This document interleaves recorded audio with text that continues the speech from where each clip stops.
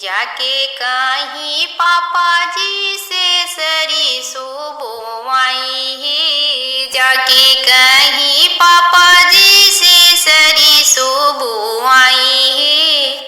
अरे हमरा घरे लगन जागल अपटन के काम है। हमरा घरे लगन जागल उपटन के काम है।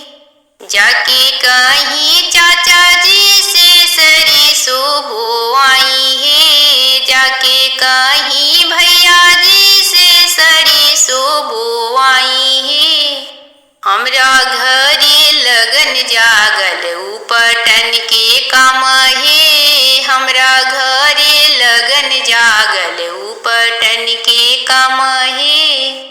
आमाला गावस उपटन भाभी करुआ तेलही। आमाला गावस उपटन भाभी करुआ तेलही। जाके कहीं पापा जी से सरिसो बोवाई है। जाके कहीं पापा जी से सरिसो बोवाई है।